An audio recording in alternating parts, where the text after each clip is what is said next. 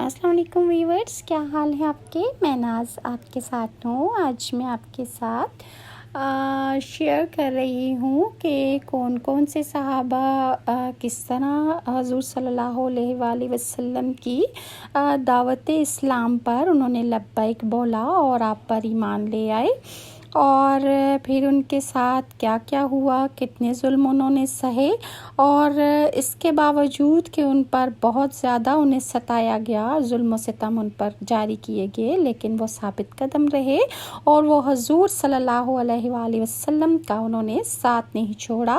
ان میں چاہے کوئی غلام تھے، چاہے آزاد مرد تھے یا بچے تھے، جو ایک بار حضور صلی اللہ علیہ وآلہ وسلم پر ایمان لے آتا، وہ دوبارہ اپنے پرانے دین کی طرف یا اپنے آباء و اجداد کے دین کی طرف واپس نہیں پلٹتا تھا، چاہے اس پر کتنے ہی ظلم و ستم کیے جائیں۔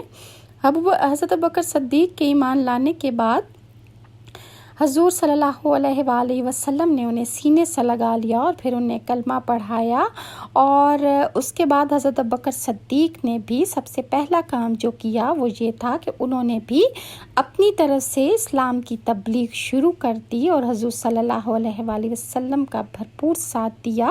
انہوں نے اپنے جاننے والوں کو اسلام کا پیغام دیا، انہیں اللہ اور اس کے رسول کی طرف بلایا۔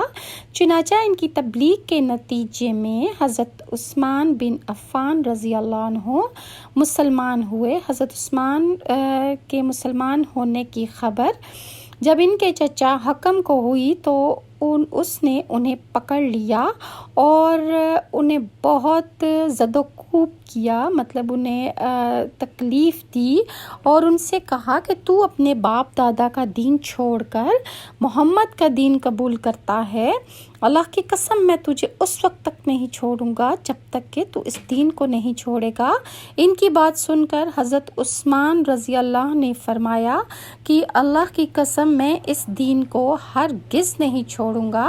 ان کے چچا نے جب یہ بات سنی اور ان کے دین کی پختگی دیکھی اور ثابت قدمی دیکھی تو اس نے بہت زیادہ آگ جلائی اور انہیں دھوئیں میں کھڑا کر کے انہیں طرح طرح سے تکلیفیں دینے لگا۔ حضرت عثمان ثابت قدم رہے۔ حضرت عثمان رضی اللہ عنہ کی فضیلت میں ایک حدیث میں حضور صلی اللہ علیہ وآلہ وسلم نے ارشاد فرمایا کہ جنت میں ہر نبی کا ایک ساتھی، ایک رفیق ہوگا، اور میرا ساتھی اور رفیق وہاں پر عثمان بن عفان ہوں گے۔ حضرت ابوبکر صدیق نے اسلام کی تبلیغ جاری رکھی اور آپ کی کوششوں سے حضرت عثمان بن عفان جو تھے وہ مسلمان ہوئے تھے، اور ان کے بعد حضرت زبیر بن عوام بھی مسلمان ہو گئے۔ اس وقت ان کی عمر 8 سال تھی۔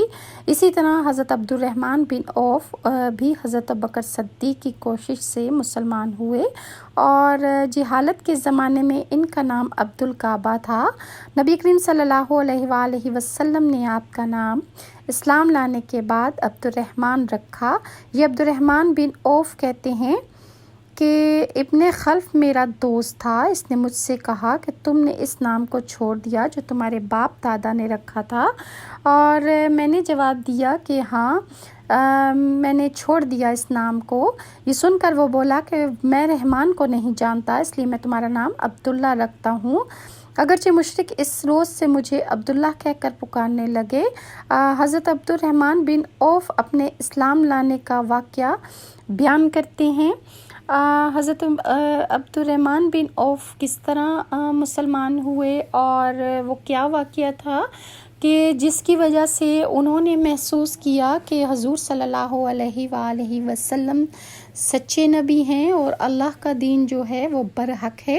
انشاءاللہ میں آپ کے ساتھ نیکسٹ ویڈیو میں حضرت عبد الرحمن بن عوف اور حضرت سعد بن ابی وقاص کا ایمان لانے کا واقعہ آپ کے ساتھ شیئر کروں گی۔ اس کے علاوہ مزید صحابہ کرام کیسے کیسے ایمان لائے، کس طرح انہوں نے دین اسلام کے لیے مشکلات اور تکالیف کو برداشت کیا۔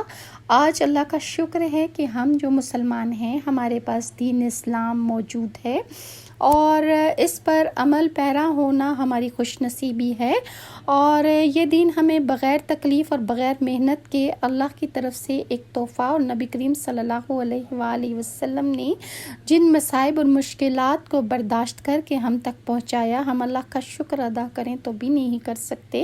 اور اللہ تعالیٰ کا سب سے بڑا احسان یہ ہے کہ اس نے ہمیں مسلم گھرانوں میں پیدا کیا، اور ایک اللہ کی عبادت پر اور ایک اللہ کو سجدہ کرنے پر ہمیں قائم اللہ تعالیٰ نے توفیق دی ہے۔